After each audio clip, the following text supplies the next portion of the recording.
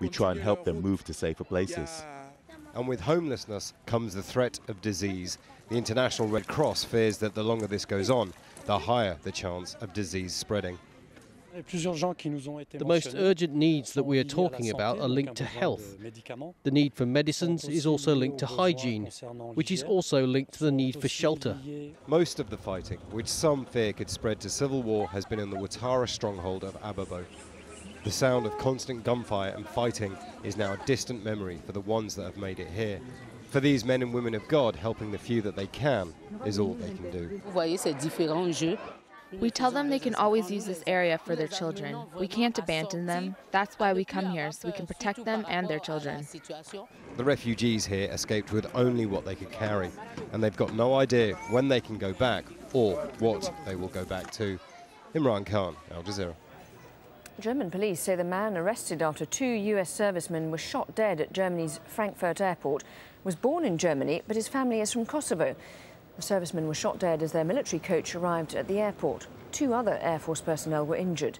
Kosovo's Interior Minister said the suspect has been identified as Arif Uka. Nick Spicer has more.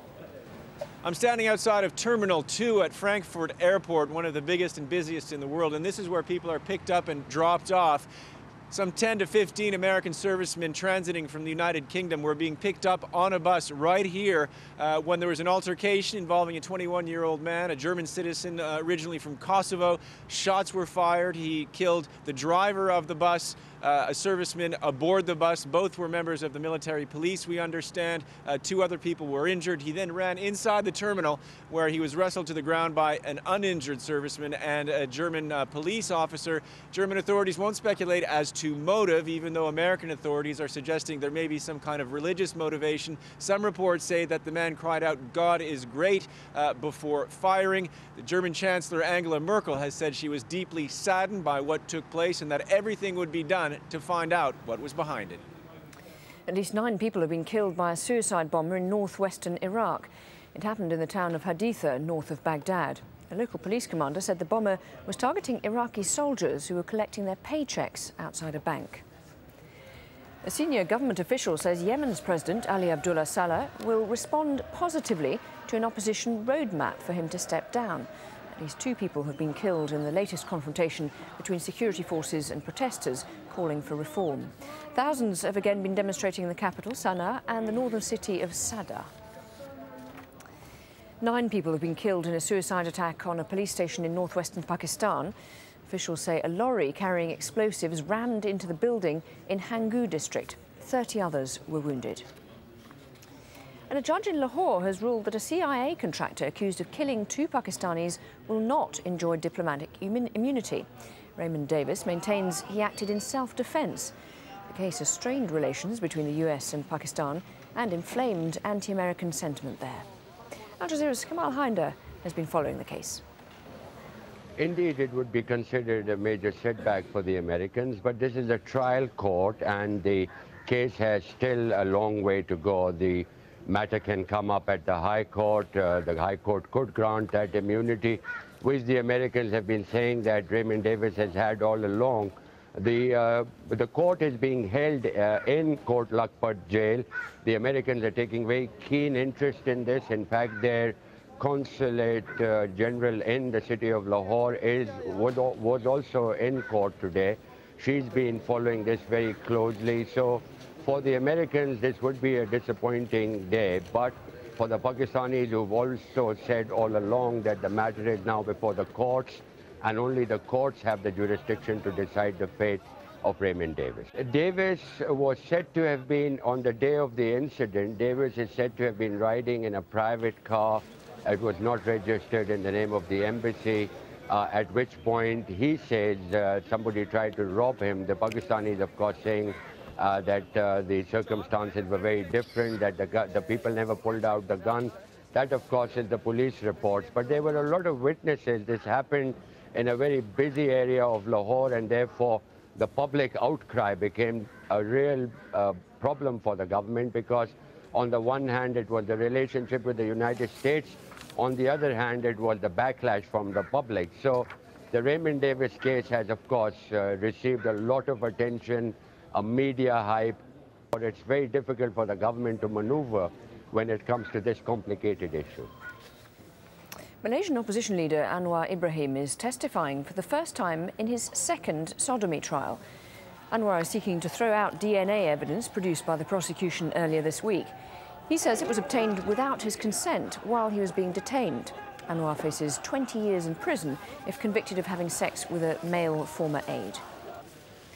5 Australian former prisoners of war have arrived in Tokyo as guests of the Japanese government. They met Japan's foreign minister as part of a drive to heal the wounds from World War II. 22,000 Australians were held as POWs, and Japan has never officially said sorry for their treatment, which was notoriously brutal for many. Italian authorities are struggling to deal with a sudden influx of African migrants onto the shores of the southern island of Lampedusa. More than 500 people, mostly Tunisians, have landed on the island in just 2 days. Thousands of migrants make the perilous journey across the Mediterranean every year. Let's go back to Libya now, and there's growing pressure to intervene against Gaddafi on moral and humanitarian grounds, but it seems the international community can't make up its mind about what to do. One major fear seems to be that military intervention might simply provide a new home for people they fear more than Gaddafi. Al-Qaeda. Lawrence Lee reports. Muammar Gaddafi says a lot of things, but he says one thing consistently. In every speech he's given since this crisis began, he's claimed the insurgency is being led by Al-Qaeda, and they're all over the country. These dormant cells of Al-Qaeda, very few groups in Darna, others in Tobruk, others in Benghazi, a cell in AlJazeera possibly, Misrata, certain operatives infiltrated from outside and settled in these areas. Repeatedly, insurgents have denied this. Up until now, it also appears the outside world doesn't believe Gaddafi. After all, why would a country like Britain say it's prepared to consider arming the insurgency if they thought that it might contain Al-Qaeda elements? I do think it's the job of leaders and the Western world in particular to prepare for all eventualities and all the things that might happen, particularly if Colonel Gaddafi unleashes more things on his own people. Why would there still be a discussion in Washington about airstrikes or no-fly zones against Gaddafi if it helped Al-Qaeda come to power? They do need the tools to prevent the slaughter of innocents on Libyan streets. And I believe that the global community cannot be on the sidelines while airplanes are allowed to bomb and strafe. Here's the difficulty for the West, though. Even if Gaddafi's wrong, the West firmly believes Al-Qaeda does have a presence in several countries neighbouring Libya, or at least within striking distance. If the West helped to destabilise Libya, then it might undermine a growing sense of a secular Arab revolution, creating space for Al-Qaeda to exploit. One of our biggest concerns is Libya descending into chaos and becoming a giant Somalia. It's right now not something that we see in the offing, but many of the Al-Qaeda activists in Afghanistan and later in Iraq came from